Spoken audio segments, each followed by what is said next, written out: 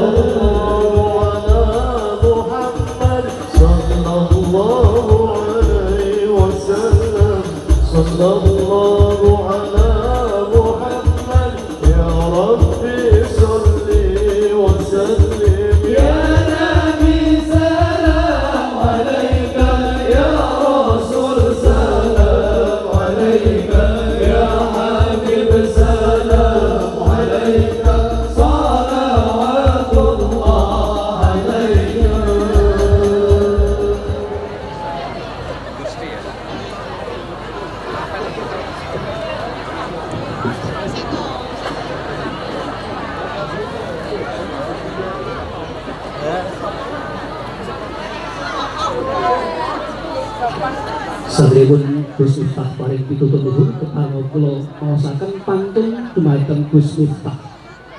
Tuku roti bolu ning pasar Nggaji, tuku kerupuk mentah ning Pak Karta. Dalu niki kita saged ngaji kalian Gus Miftah saking Yogyakarta. Allahumma Muhammad.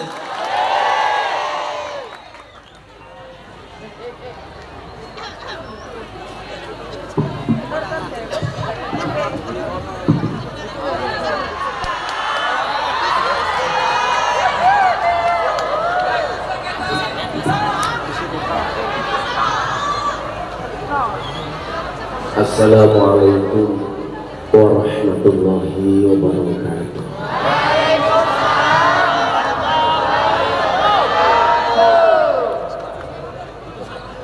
Alhamdulillahil qail. A'udzu billahi samil alim minasy syaithanir rajim.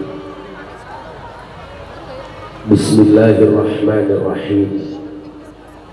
Inna nahnu nazzalna dzikra wa inna lahu lahafizun. Wa qala aidan wa nunazzilu minal qur'ani ma huwa shifaa wa rahmatul lil mu'minina wa la yazidudz zalimina illa khasara. Allahumma shalli wa sallim wa barik ala hadan nabiyil karim sayyidina wa maulana Muhammadin wa ala alihi wa ashabihi al-mujahidin al-tahirin. Rabbi shrah li sadri wa yassir li amri wahlul 'uqdatam min lisani yafqahu qawli, amma ba'du. Hadratal muhtaramin, para masyayikh, para kiai, para habaib, alim ulama, wabil khusus panjenenganipun Syekhul Ma'had Kyai Khairani saha para keluarga lan dzurriyyah ingkang estu kawula taati, para pejabat yang berkenan hadir dalam semua tingkatannya yang saya hormati, segenap panitia penyelenggara haflah khatmil Quran sekaligus Haul Kiai Haji Muhammad Gusti Ugi Hajah Sri Siti Solihah Pondok Pesantren Hidayatus Sholihin Uringin Jajar Meranggen Demak. Apa Bu? Kok canggemu cerewet? Uringin Jajar. Bapak Ibu warga masyarakat Meranggen Demak rahimakumullah. Alhamdulillahirabbil alamin. Malam hari ini saya bisa sowan, walaupun keadaan saya masih lemah karena 2 hari saya sakit. Namun demikian Rasa sakit itu tidak menghentikan semua aktivitas saya. Bulan ini 2 kali saya ngaji di luar negeri, di Singapura dan di Hong Kong. Ada beberapa mu'alaf yang menyatakan masuk Islam melalui saya. Saya berangkat ke Bengkulu, selesai pulang saya jatuh sakit. Tadi saya nanya, malam hari ini pengajian di mana? Di Meranggen. Tempat siapa? Yai Khaironi. Saya ingat-ingat, sopo saya dia. Ternyata saya ingat beliau ini adalah pembimbing skripsi saya di Unisula. Maka saya selalu mengatakan, minimal kalau toh saya sowan dalam keadaan sakit, itu satu-satunya alasan adalah karena saya mencintai guru saya, minimal pembimbing skripsi saya. Maka saya selalu mengatakan, seseorang yang mencintaimu takkan kehabisan alasan untuk mempertahankanmu dan takkan mencari alasan untuk melepaskanmu. Maka malam hari ini saya bilang, makan permen, minumnya susu. Hei orang Meranggen, I love you.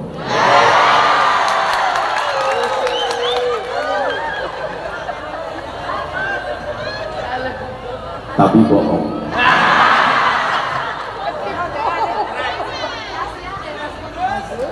Bapak Ibu dan para hadirin yang saya muliakan, terlebih lagi kemudian saya disampaikan sama manajemen saya, Mbak, acaranya Khatmil Quran. Bapak Ibu yang saya muliakan, saya itu sebenarnya paling gak pede ketika bertemu dengan para hafidhul Quran. Kenapa demikian? Salah satu pertanyaan Imam Ahmad bin Hanbal ketika bertemu dalam mimpinya ketemu dengan Allah, beliau sampaikan kepada Allah Ta'ala, ya Rabb, bima taqarrabal abdu ahabba ilaika. Wahai Tuhan, bagaimana caranya ketika seorang hamba itu pengen dekat dengan Engkau? Bagaimana seorang hamba menunjukkan rasa cintanya kepada Engkau? Kalau rasa cinta seorang laki-laki kepada perempuan mungkin dilakukan dengan memberikan hadiah. Kayak Mas Hadra gitu, kamu senang sama cewek, berusaha kirim chatting melalui WA. Tapi ingat, dia yang chatting melalui WA akan kalah dengan dia yang menyebut namanya di dalam doa. Tapi ingat, kalau kamu berdoa, bisa jadi setiap malam kamu menyebut namanya di dalam doamu.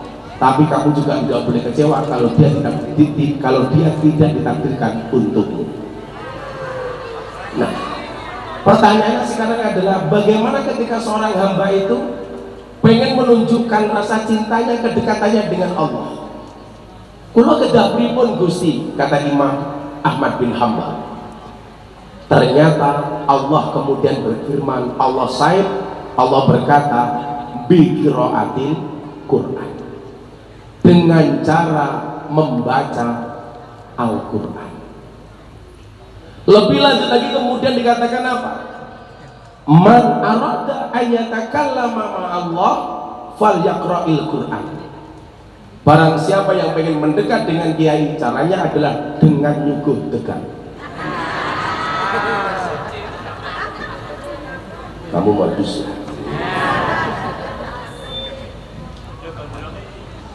Kamu gondrong?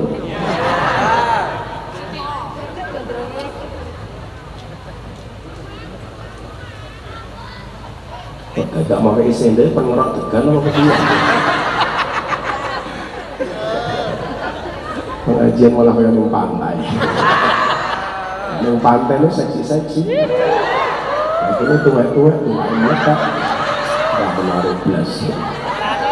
Adalah baju rupanya podo.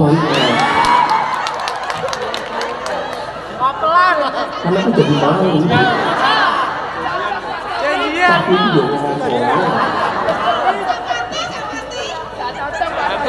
dia sehati. Kan mereka udah tua.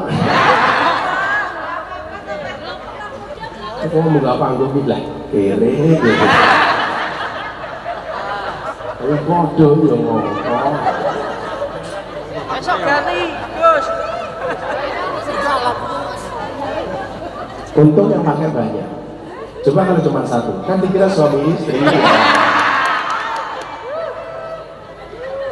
Tapi orang nggak percaya, masa istri saya gemuk?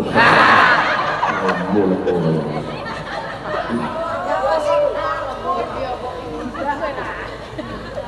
Nggak usah insecure dengan kegemukanmu. Terus cowok sekarang lebih suka dengan cewek gemuk dibandingkan cewek seksi. Kamu tahu alasannya? Kenapa cewek gemuk lebih diminati daripada cewek seksi? Karena cewek seksi hanya fokus kepada penampilan, tidak pernah fokus kepada perasaan.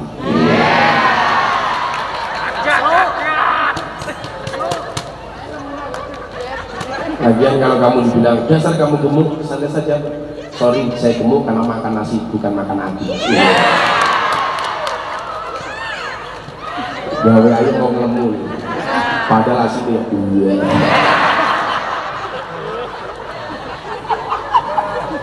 Lagi zizi.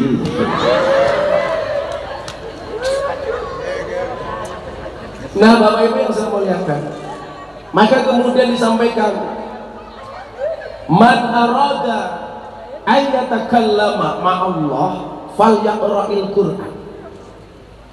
Barang siapa yang menghendaki takallum, berbicara langsung, telepon langsung, chatting langsung dengan Allah, caranya adalah falyaqra'il Qur'an, maka bacalah Al-Qur'an. Disebutkan dalam riwayat lain, akrimu ahlallah di dunia, muliakanlah keluarga Allah yang ada di dunia. Ini kalau perintah ini dipahami oleh orang yang tidak mengerti ilmu tafsir, tidak tahu asbabun nuzul dan asbabul wurud, pasti berbahaya. Kok Allah punya keluarga? Ternyata ini adalah cara bagaimana Allah memuliakan kepada hambanya, yang sang hamba ini hafal dengan apa yang menjadi kalam-kalamnya Allah atau hafidhul Quran. Maka kemudian dijawab, gila halillahi ahli fil ard, apakah bagi Allah itu punya keluarga di muka bumi ini? Kemudian jawabannya adalah ahlullah humul ladina yaqra'ul Quran. Keluarganya Allah di muka bumi ini adalah orang-orang yang senantiasa membaca Al-Quran, terkhusus orang yang menghafal Al-Quran. Maka Ibu, inti dari pengajian Khatmul Quran itu sebenarnya apa? Bagi kita yang anaknya belum bisa ngaji, apalagi belum hafal Quran, ini menjadi spirit, menjadi semangat. Saya nggak perlu ngomong besok hafal Quran ini akan memberikan mahkota kepada bapak ibunya, akan memberikan syafaat kepada sekian banyak keluarganya. Anda pasti sudah tahu. Yang menjadi problem itu, Pak Mukhtar ngapunten, kadang-kadang begini, orang hafal Quran tetapi di dunia ma'isyahnya ini pas-pasan, bahkan cenderung kurang. Ini menjadi problem. Apal Quran tapi uripe ra kepenak. Apal Quran uripe kurang. Sehingga kemudian apa, pandangan orang awam kepada orang yang hafal Quran ini menyepelekan, adalah nggih apa hafal Quran, mangane kangelan. Padahal mohon maaf, tolak ukur di dunia itu orang akan dilihat dari ma'isyah. Saya sendiri selalu berpendapat bahwa urusan dunia itu harus idhar, bukan ifah. Coba dibaca, Rabbana atina. Pertanyaan saya, cara membacanya fit dunya, idhar atau ifah? Fit dunya, idhar apa ifah? Idhar. Urusan dunia itu harus jelas. Fit dunya, membacanya secara idhar. Urusan dunia itu jangan remeng-remeng. Artinya apa? Lah nyileh yo nyileh, utang yo utang, meneh yo meneh. Bayar ya bayar. Bayar yo bayar. Wah, maksud. Kita kan kadang-kadang leda-leda jualan es teh sing ngombe kancane dhewe. Antara nagih kon bayar karo pekewuh. Nggih napa mboten? Ini kan bedanya tipis, kon bayar kok kancane dhewe, orang bayar aku ki bakul. Gayane pun mboten usah. Kancane minggat padu karo bojone. Wonge ya teko. Ya melu guyu.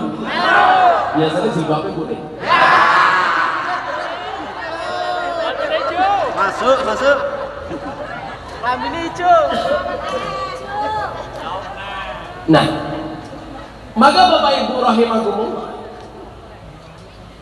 saya berharap santri itu mengerti betul tentang kaidah wal ismu minhu mu'rabun wa mabniyun. Isim itu kan jenisnya ada dua, mu'rab dan mabni. Nah, di mana posisi santri? Santri hari itu mohon maaf, mu'rab apa mabni? Seharusnya santri itu mu'rab, dinamis, bukan mabni, statis. Santri hari ini harus dinamis, bukan statis. Santri hari ini harus optimis, bukan pesimis. Santri hari ini menjadi problem solver, bukan troublemaker. Santri hari ini harus menjadi imam, tidak hanya sekedar menjadi makmum. Santri hari ini harus menjadi trendsetter, bukan hanya menjadi follower. Dan saya role model di bidang itu. Anak muda itu sekarang yang menjadi role model orang-orang kayak kita. Saya mampu mendobrak satu hal yang dianggap tabu.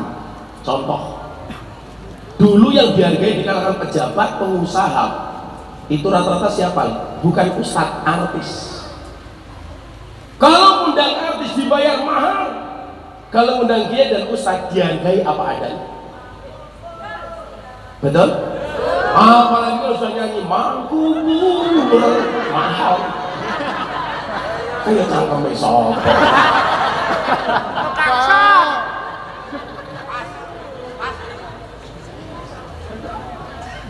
Saya ngomong ini, berdua pula awal kira benak, mau jelas beli mau. Kadang-kadang itu nggak fair menghargai mereka yang tafakuh itu. Saya ingin membuktikan kaidah bahwa may yuridillahu bihi khairan yufaqihu fiddin. Barang siapa yang dikehendaki kebaikan olehnya oleh Allah, maka akan dibaikkan agamanya. Kan kaidahnya begitu. Kemudian apa? Man aslaha akhiratahu fa aslahallahu dunyahu. Barang siapa membaikkan akhiratnya, maka dia akan dibaikkan dunianya. Tapi coba Anda lihat, kenapa orang-orang yang baik akhiratnya kadang-kadang hidupnya justru nelangsang? Salah satu penyebabnya apa? Kita itu nggak fair sebagai masyarakat. Coba Anda lihat, ketika ada orang berpenampilan mewah, kok yang berpenampilan artis, kita gampang memberikan pemakluman. Oh yo maklum, artis. Tapi kok yang berpenampilan mewah kiai, orang akan mengatakan apa? Kiainya berlebih-lebihan. Ini logikanya di mana? Kalau ada artis di hotel mewah, orang akan mengatakan apa? Maklum artis. Kalau kiai yang berada di hotel mewah, loh kok kiainya kayak gitu? Ini problem. Kalau artis punya mobil mewah, orang mengatakan khusus, maklum artis terkenal, bayarannya larang. Tapi begitu kiai yang menggunakan mobil mewah, kiainya hubbu dunia, mencintai dunia. Ini logika-logika Belanda yang dulu memang dibuat. Bagaimana kemudian anak Indonesia itu nggak pede jadi kiai? Dan saya mau mendobrak hal-hal seperti itu, walaupun saya dikritik. Maka satu saat saya undang pengusaha kaya raya, juragan batubara plus anggota DPR. Delalah acaranya bareng dengan penyanyi dangdut. Artis dangdut nyanyi 5 lagu. Saya disuruh ngaji 1 jam. Selesai acara, sama-sama suruh tanda tangan nerima Amplop. Amplop. bayaran dari panitia.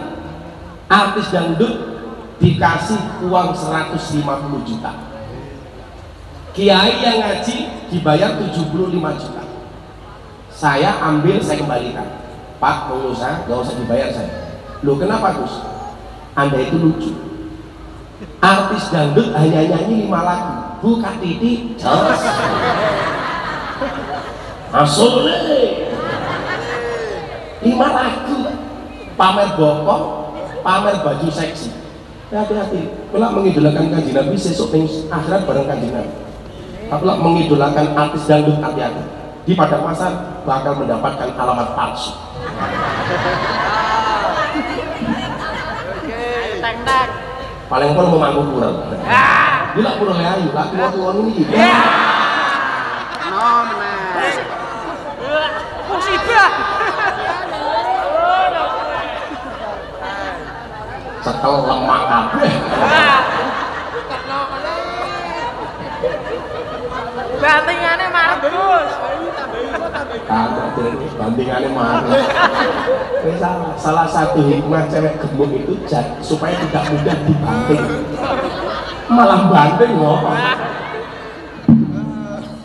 Saya bilang, Anda itu lucu Pak pengusaha.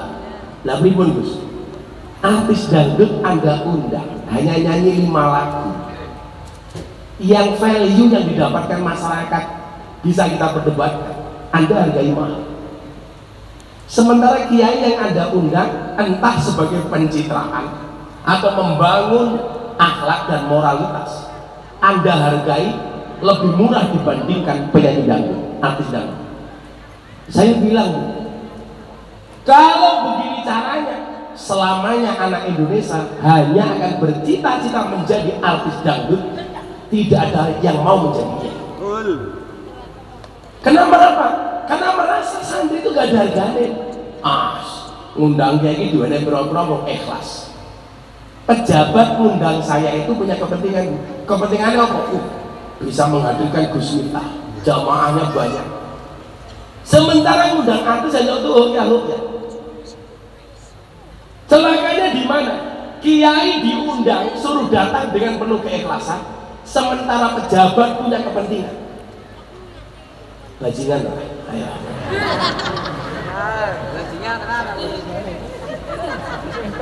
Coba.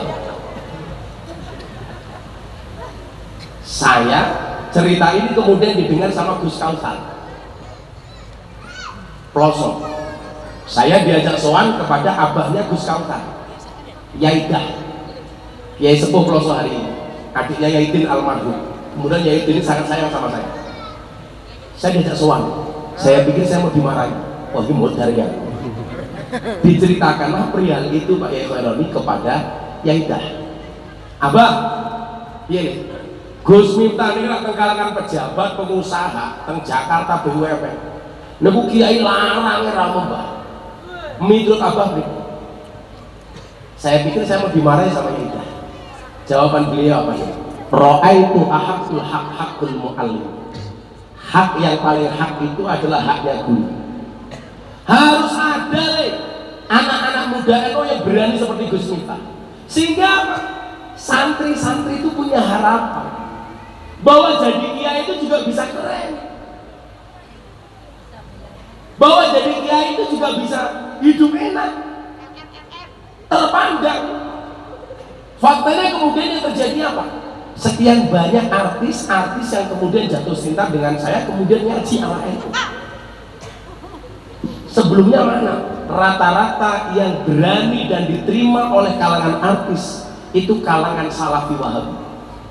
Tapi coba Anda hari ini lihat trennya apa? Artis seneng ngaji sama Kiai NU. Saya besok berangkat haji bersama Raffi Ahmad dan Nagita Slavina. Amin.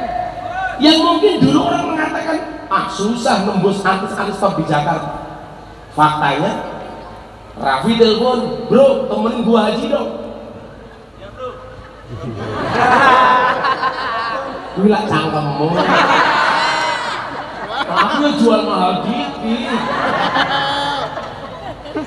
Emangnya cowok apa?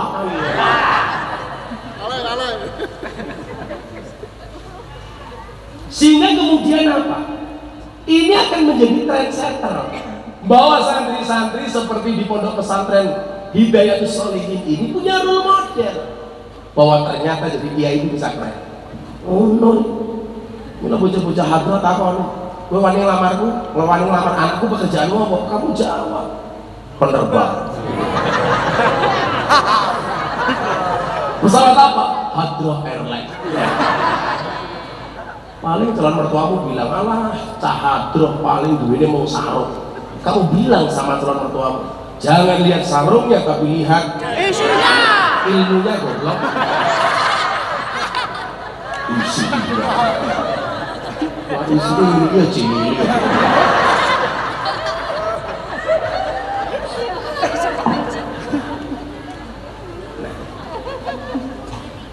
Ibu bapak yang saya muliakan, ini yang saya maksud bahwa santri itu harus dinamis, bukan statis. Sekarang bapak ibu rahimakumullah, kalau berbicara masalah ikhlas ya ikhlas, kita akan lihat seberapa banyak orang di kalangan pejabat itu yang undang saya karena punya kepentingan. Saya ini kan kebetulan ditakdir oleh Allah falikuli syai'in maziyah. Makom saya itu bukan makom orang alim, tapi makomnya artis, selebritis dan pejabat. Apa? Ya iya kan saya sering masuk acara RCTI itu, setajam silit itu kan.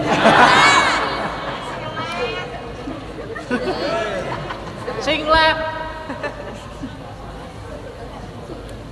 Jadi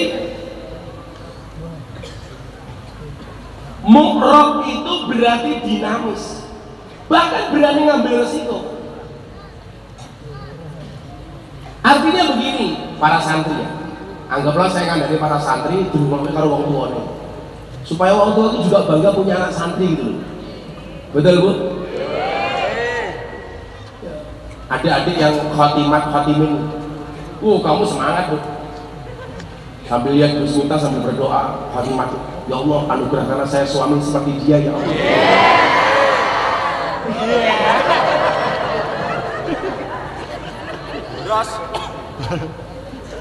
Ya kan, berdoa kan boleh-boleh saja.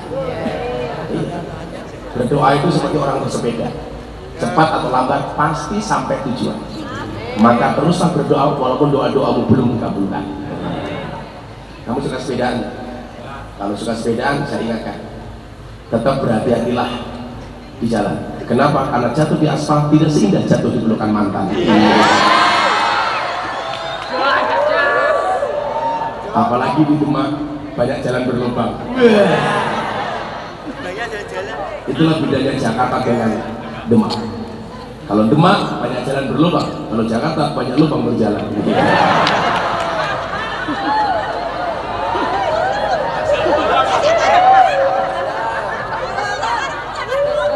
Kamu tahu bedanya mobil baru sama pengantin baru? Bedanya kan sama. Mobil baru ada lubang dihindari, pengantin baru ada lubang, itu yang dicari. Ya. Tapi belum. Orang lah, orang ngerti, orang paham. Kita tak pilih. Ada. Saya tahu. Jomblo itu free hati.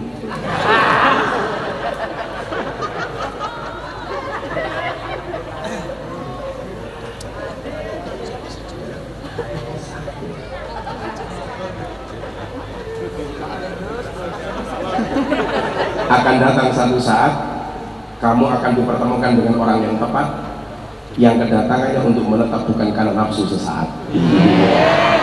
Siapa? Janda lemu.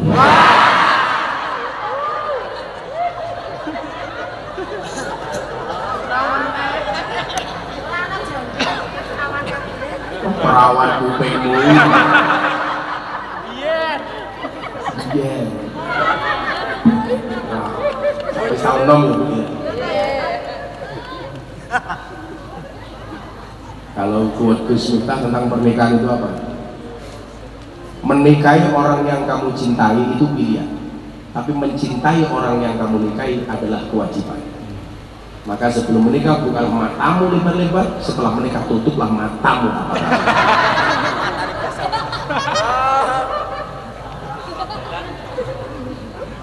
Wong lanang itu tenang. Sebelum menikah itu seolah-olah nggak ada perempuan yang mau sama kita. Tapi begitu telah menikah, seolah semua perempuan mau sama kita. Godaan wong lanang itu. Mila, kenapa Allah takdirkan perempuan itu menjadi manusia yang paling cerewet? Jawabannya jelas. Wedok cerewet, lanang dineko-neko. Oh, pemenang wedok ora cerewet. Jadi cerewetnya wong wedok iya ono manfaatnya.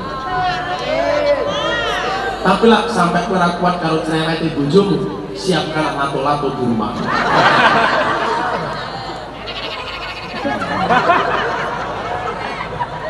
Walaupun secara alami kamu sudah punya lato-lato.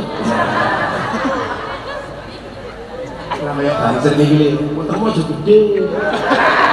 Kalau lanang gila motornya gede biasanya lato-latonya cilik. Aja gede tahu gede kan. Kawahit.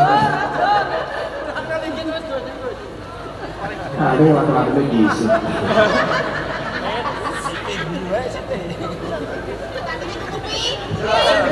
Malah boleh bukan lato-latonya tutupi.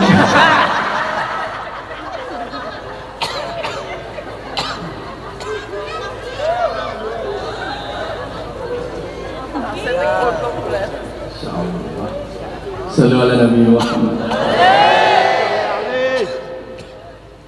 Apa bedanya santri yang dinamis sama yang statis? Apa perbedaannya orang yang optimis dengan pesimis? Nah, malah di foto-foto kan saya ngomong ini ngopo. Kamu penasaran dengan lato-latonya?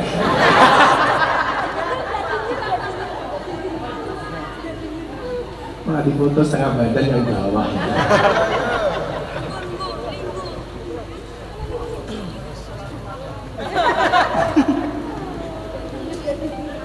Nah, aku tak pikir-pikir, apa ya wong wedok kok menang? Ya mergo lho. Wong wedok menang ana wong lanang jebule cara. Apa benar wong wedok kalah? Maka Allah sengaja takdirkan itu menjadi perempuan yang menjadi makhluk yang unik. Wong wedok ini karakternya, kalau disakiti nggak pernah lupa, kalau menyakiti nggak pernah ingat. Itulah perempuan. Betul loh betul. Sak gagal-gagai banser terus ning pengajian gagai kaya ngomong. Neng omah karo bojone. Lah kok banter yai ironi lho. Salim-alim iki tak bojone goblok dadak. Aku wae. Iya.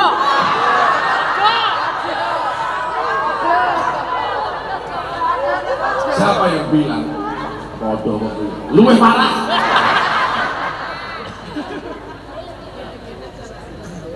Kita sih bukan takut dengan perempuan, menghargai perasaan perempuan. Itu saja. Lihat kan? Oh, saya gagal-gagal banjir dan jalan kayak macan, ini mah kayak kucing kan? Meong. Tapi saya punya pengalaman, punya teman polisi intel. Lungon, adalah HP-nya ketinggalan. Buka karo bojone. Penasaran? Buka karo bojone. Goleki foto, kira-kira foto cewek seksi apa ora? Ternyata aman. Fotonya apik-apik. Goleki video, ana video 19 detik apa ora?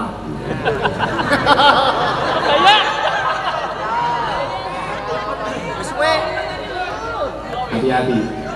Gunakanlah waktumu sebaik mungkin. Kenapa? Karena sedetik saja berharga, apalagi 19 detik. Karena versi panjangnya saya baru nunggu dari Pak Kiai Feron. Delok videonya aman, foto-foto nggak ada yang mencurigakan.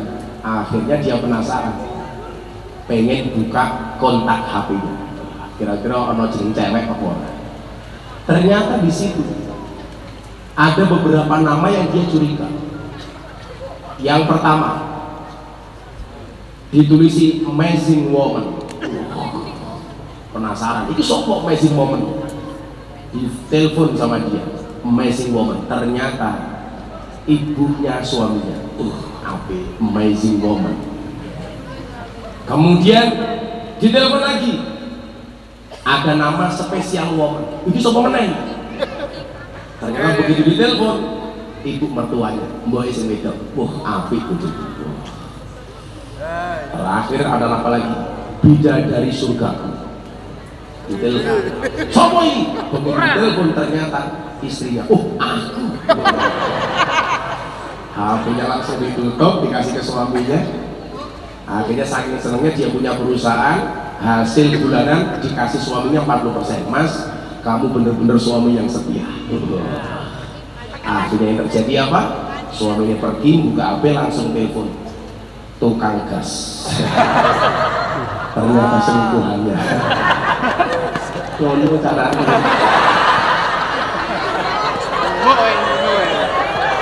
Cinta dilawan.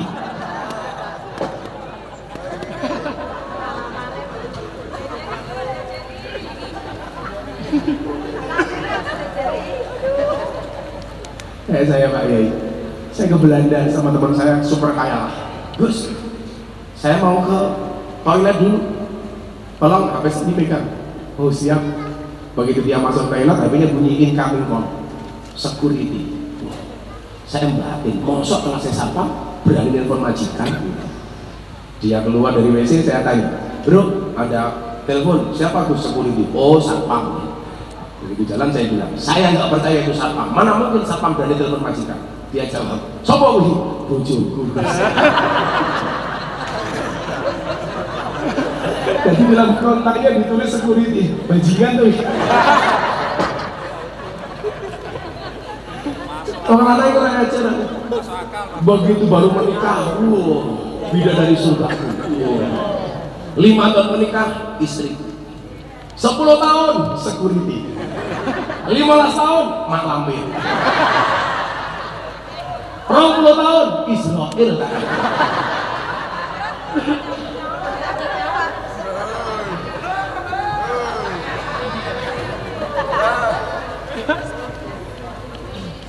Kita mau wedok iya ngerti lho.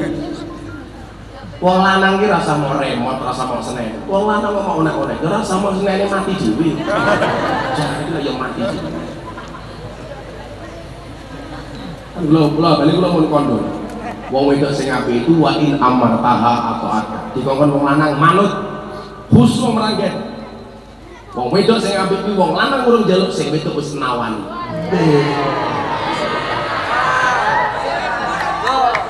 Ini lah orang bojomu sing nyahnoh lho.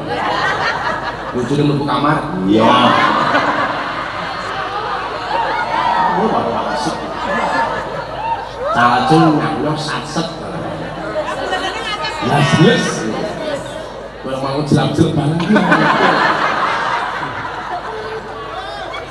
Mau jelap-jelap.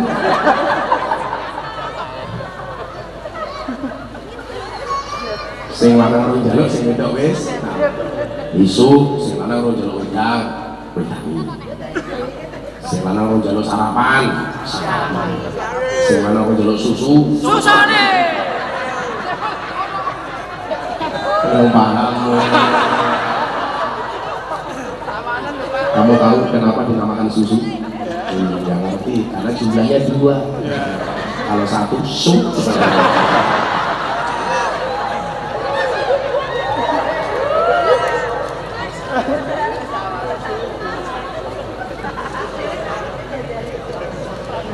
Ada satu tokoh wayang yang seumur hidupnya dia tidak pernah minum susu ibunya.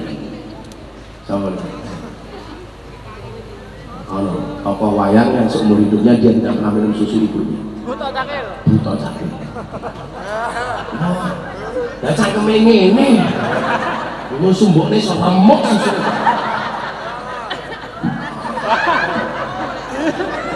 Kok kamu ngebayangin enggak udah sih? Ini ada nggak bintangkan ini? Bintangkan.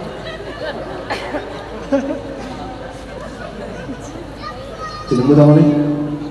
Oh Insya. Tapi kok jeneng?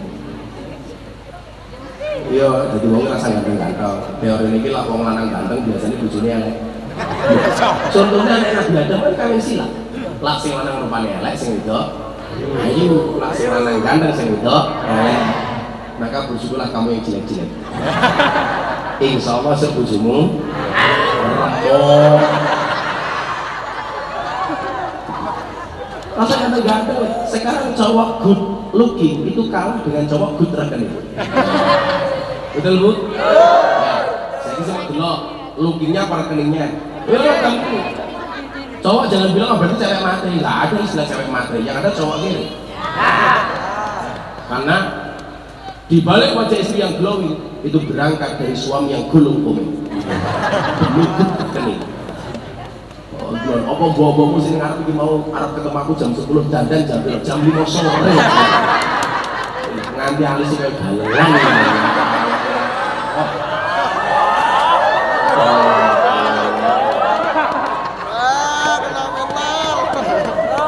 Aku kadang-kadang enggak, aku jadi rayu sama papan karambuan. Betul-betul enggak kebak. Kebak wedang. Lha sing tua-tua iki murah lele, paling udah Vivan perpapat. Lah sing bapake berkhataman kae bes. Laras. Wajah aku. Pak Yai Khalil, kita itu bisa membuktikan perempuan itu susah diatur oleh suami, cukup gali alisnya saja. Itu dalil yang membuktikan laki-laki tidak bisa ngatur istri. Lah kepiye? Jangankan awake dhewe ngatur bojo. Aturane Gusti Allah wae dirubah. Dicelok, entek, dilukis dhewe. Goblok banget. Apa rumangsane lukisanmu ku luwih apik dibanding lukisan Gusti Allah to yu. Ruwono gitu. Apa gedeng.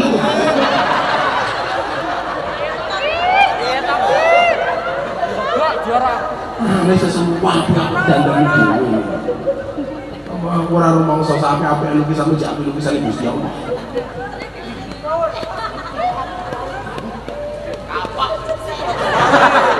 Kapokmu kapan? Mbak delok penampilan irisan iki jujur. Kowe polos, paling baju siji, sarung siji. Kalau mungkin enggak sempakan. Iya, biasa. Tawanan lu. Malah sepil matamu, sepil san.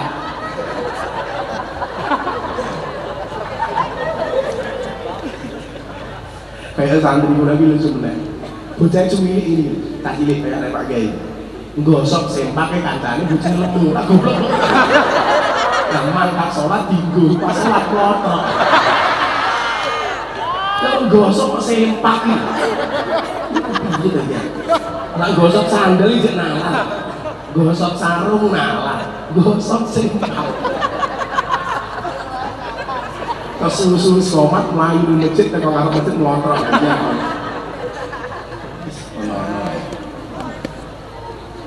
Apa bedanya santri optimis dengan pesimis? Yang tadi saya bilang wal ismu minhu mukrobun wa mabni. Bu, saya ingatkan, kalau ada contoh, tiga apa tadi? Kopi. Gede ya Allah. Makam 9 kali juga.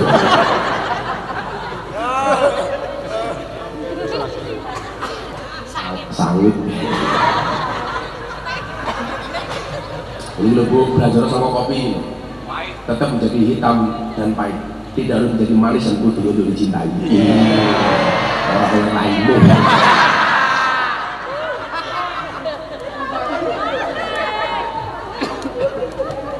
Bagaimanapun yang hitam itu lebih menyenangkan dibandingkan yang putih. Buktinya apa? Tai lalat lebih menyenangkan dibandingkan panu. Ayo. Mau pilih raimu atau tai lalat atau coba panu? Ayo.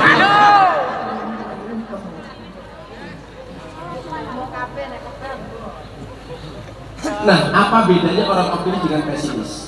Kalau seandainya cangkir ini isinya separuh, biasanya yang keluar kalimat yang keluar dari mulut kita itu loh, masih separuh apa tinggal separuh? Biasanya apa? Tinggal separuh. Ada yang jawab tinggal separuh, ada yang jawab masih separuh. Itu kalimat sederhana, tapi bisa menjawab apakah kita termasuk orang yang optimis atau pesimis. Bagi orang yang mengatakan dikatakan masih separuh, itu adalah orang optimis. Kenapa? Karena yang dilihat itu isinya bukan kurang. Tapi bagi orang yang mengatakan tinggal separuh, dia pesimis. Ternyata manusia itu lebih banyak yang pesimis dibandingkan yang optimis. Maka segala sesuatu yang dilihat itu biasanya kurangnya, bukan lebihnya. Contoh, kenapa perempuan korek-korek nyuntik irung pesek menjadi mancung dengan cara disontek dengan menggunakan solikin?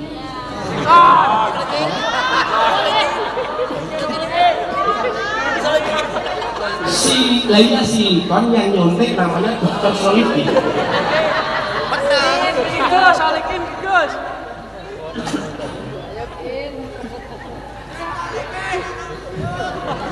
Kalau solikin beri.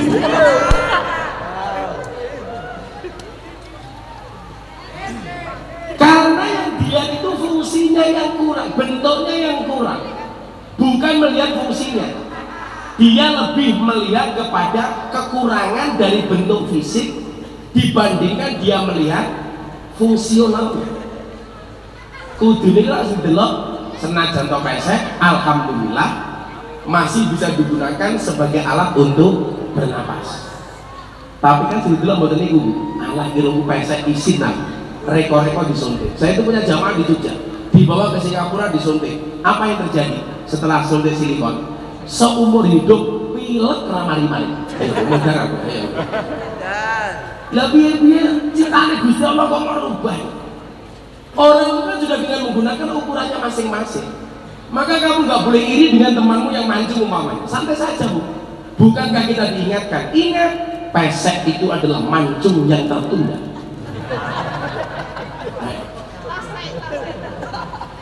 Lalu pesek lama-lama panjang umur tuh. Mau ngambekan ini, masih mancung-mancung cepat mati. Ambekannya boros. Tolak bilang ubeli gede-gede. Zizi. Maka menjadi pribadi yang optimis itu menjadi penting. Apa bedanya optimis dengan pesimis? Orang optimis melihat peluang dari sebuah masalah, sementara orang pesimis melihat masalah dalam setiap peluang. Kalau orang optimis yang dilihat peluangnya, orang pesimis yang dilihat masalahnya. Sama-sama kasusnya, dengan kacamata yang berbeda akan melahirkan pandangan yang berbeda. Contoh, awal mula saya bergelut dengan dunia lokalisasi. Orang menganggap dunia lokalisasi itu penyakit masyarakat, bahkan dikatakan sampah masyarakat. Orang yang dianggap sampah masyarakat, saya berpikir ulang, sampah saja masih bisa didaur ulang. Sampah masyarakat yang kemudian dipandang sebelah mata sebagai kaum marginal, bagi saya ini sebuah peluang untuk dakwah. Maka di saat orang semuanya menjauhi, saya masuk. Di saat orang benci dengan PSK, saya justru mendatanginya. Di saat orang hanya bisa memaki, saya justru datang untuk belajar bareng ngaji. Yang dulu dianggap orang masalah, sekarang jadi problem. Mohon maaf, yang dulu dianggap problem dan masalah, sekarang menjadi solusi.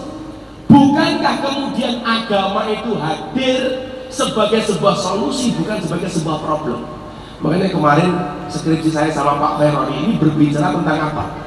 Al-Mizah Al-Miftahiyah, metodologi belajar yang menyenangkan. Bahwa agama itu asik, bukan sebagai problem tapi sebagai solusi. Itu yang kemudian menjadi pertanyaan seorang bule cantik dari Australia yang mendatangi saya di Pantai Kuta. Saya punya acara di Polda Bali. Selesai saya ke Pantai Kuta. Senormalnya orang di Bali pengen jalan-jalan. Ternyata di situ banyak sumur, susu dijemur. Saya lagi duduk menikmati air kelapa muda. Ini mbaknya datang pakai sempak, pakai kotang tok. Langsung saya buatin. Untungnya saya pakai kacamata hitam, sehingga mata saya mendelik tidak kelihatan. Begitu dia datang, dia mengatakan, "Excuse me, are you Gus Miftah?" Ternyata dia tahu saya, ternyata dia follower saya dari Australia. Asik. sorry, aku terkenal ya, sorry. Follow mir, telu, followernya telu, bapak ibu ini aja.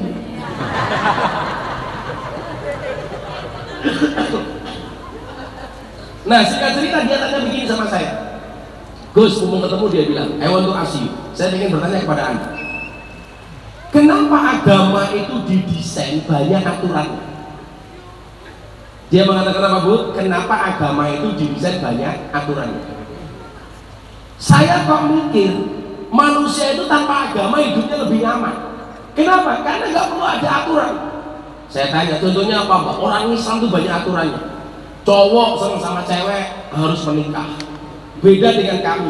Kebetulan dia datang dengan pacarnya. Dia kumpul serumah, ke luar negeri bareng, di Australia bareng, tanpa berada pada ikatan yang sah, namanya lembaga pernikahan. Dia cuma pacar. Kalau istilah orang Meranggen barangkali kumpul kebo. Maka hati-hati, jangan pernah kumpul kebo, karena kalau sampai kamu punya anak namanya gudet.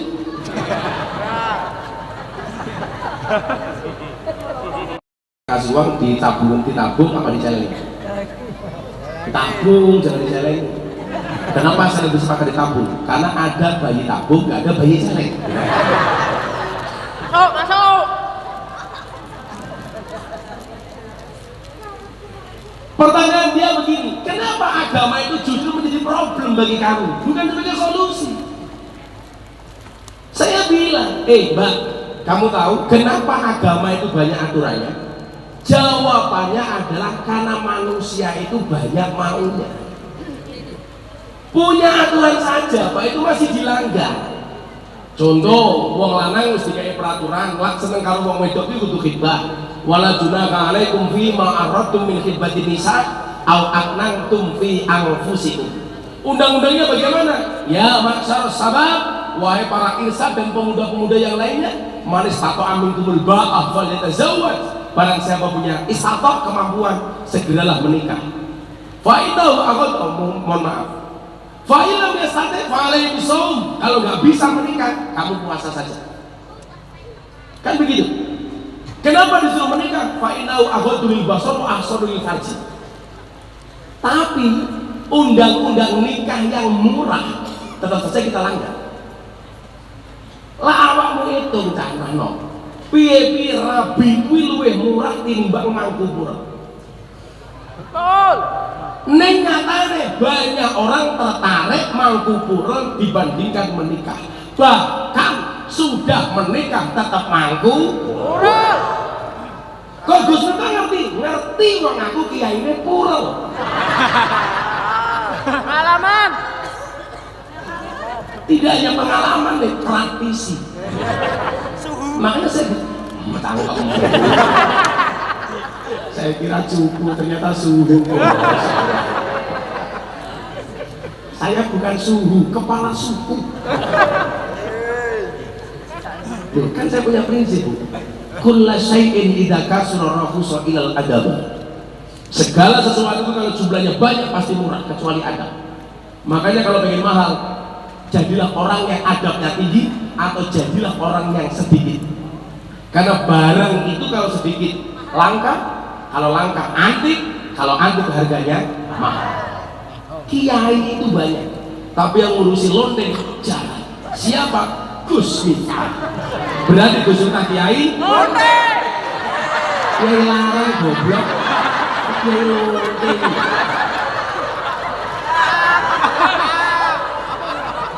Ini kepiye tuh ini?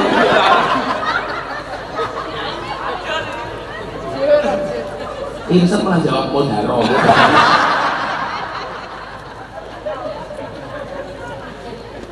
Kiai larang. Malah jadi ini larang maning lonte. Lokalisasi yang dianggap problem bagi saya. Ini peluang bener. Coba hari ini media sosial ini bisa kita lihat sebagai sebuah solusi, juga bisa kita lihat sebagai sebuah problem. Bagi penghafal Quran, anak di pondok, medsos itu problem.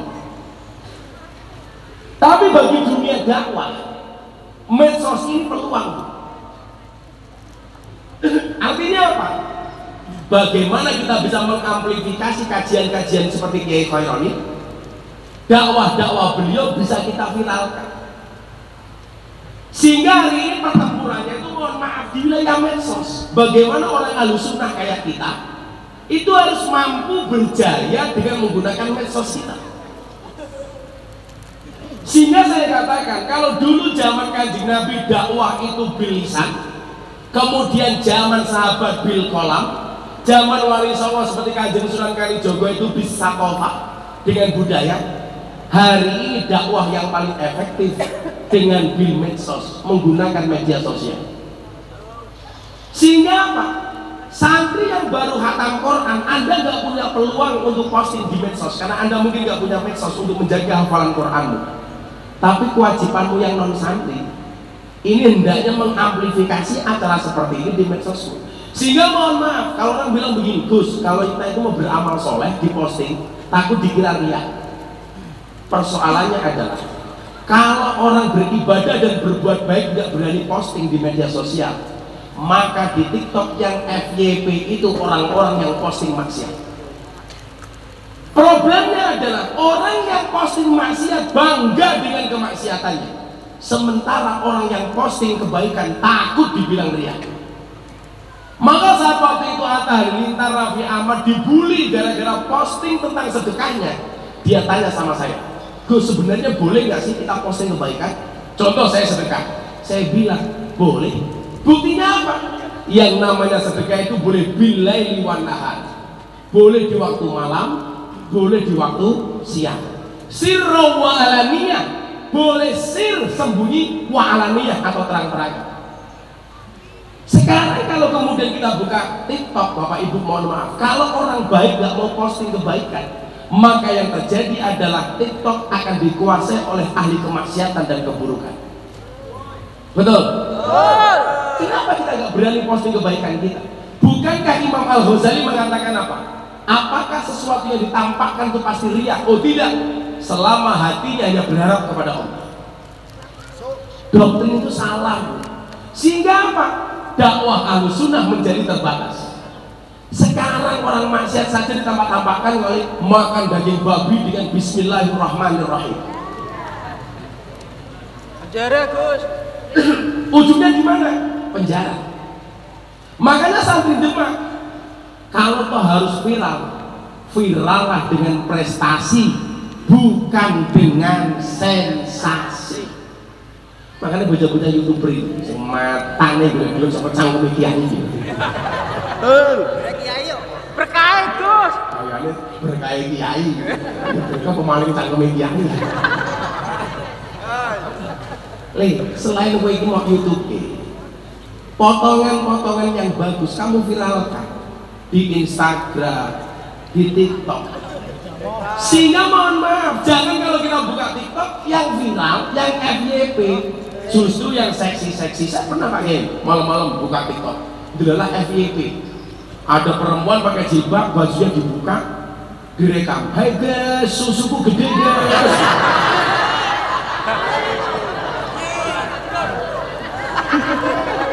Delalah FYP. Kan mau nggak mau aku lihat. Kan saya tahu undang-undangnya. Ya Ali, la tazfi nadrah fa inna lakal ula wa laysa lakal akhirah. Wahai Ali, jangan kamu ikuti pandangan pertamamu dengan pandangan keduamu. Yang pertama milikmu, yang lain bukan untukmu.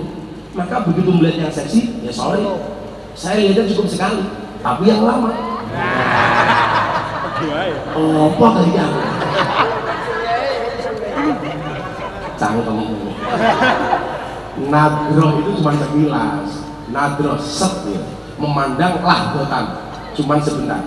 Jadi begitu memandang begini langsung dialihkan. Yang repot kalau saya di klub malam tuh, di depan ada cewek seksi saya lihat, langsung saya alihkan set, ternyata lebih gede lagi. Set kalau meneh, set kalau meneh. Alhamdulillah, astagfirullah. Saat kamu rasa melu-melu, gak akan buat gimana. Bapaknya Khaironi letak aja, lungsuran kuning umpamanya, dipastikan mau masuk gak mau keluar. Karena puskesmas pusat kesenangan mas-mas supaya bisa karaoke karena rock dibuka oke. Ayo selamat. Ini jenenge hati apa ini? Bagus selawat. Ya, tadi pintune selawat. Sesuk Gus Miftah karo Nyai Khairani mlebu surga sing ngancani bocah-bocah bagus selawat. Ayo kuwi aku karo Nyai Khairani kelon karo bidadari awakmu hadrawan. Keteplak.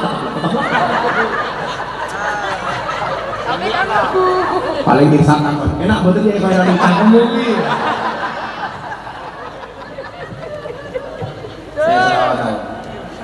Alamatnya anak soleh, serah. Wes mau, urung. Baik, kuwi apa vokalis? Kok wajahmu kami yakin itu? Kita cuwi kita mangan apa ora ya? Kenapa kowe acak-acak? Oh, alumni kamu merah ya. Itu sama pada malah kayak pipi.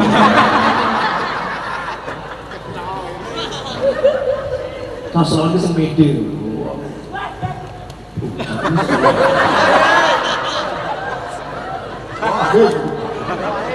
Itu malah neng dekening WC.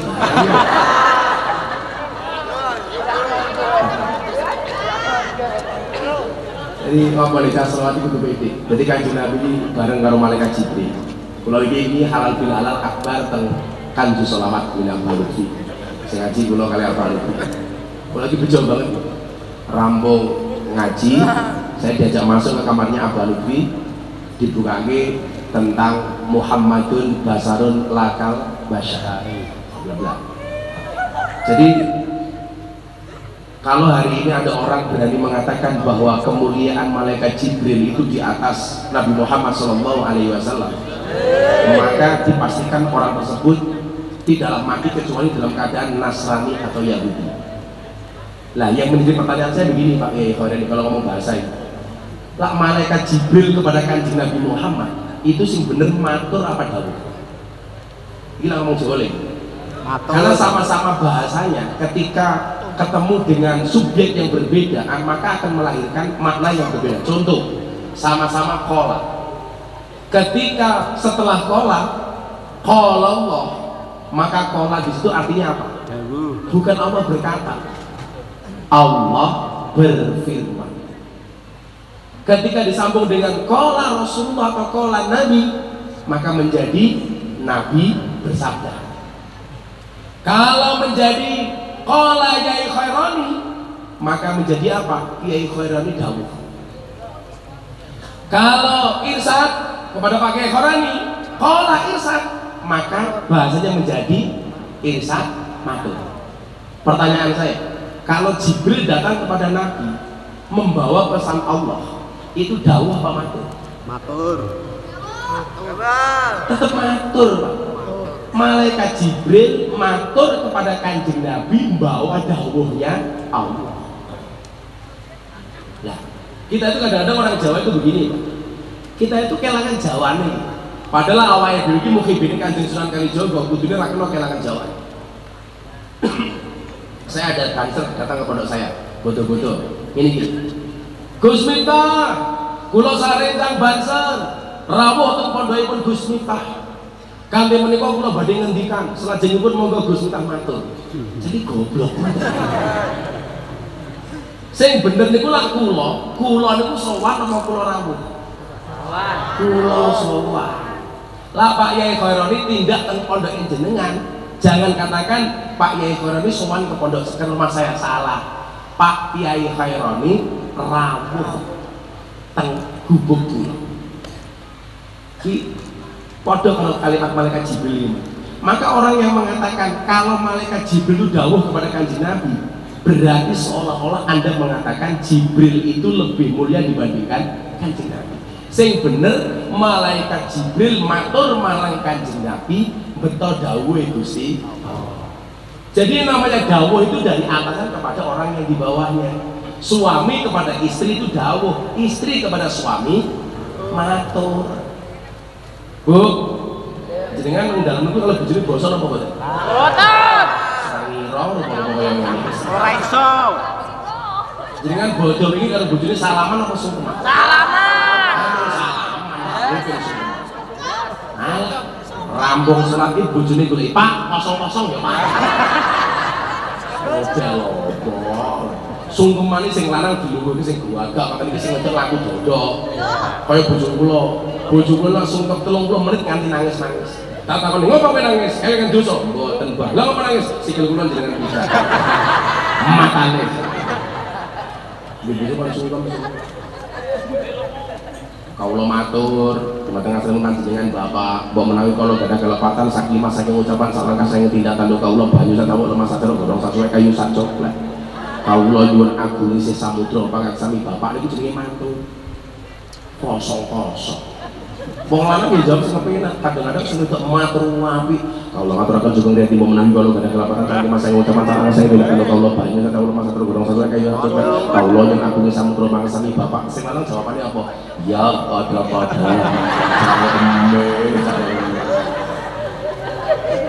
oh kudune dijawab sing kepenak. Ya bune, aku wong lanang oke salah, awakmu wong wedok sing gedhe pangapurane, cah cilik oke sangune, sing gedhe kapan rabine.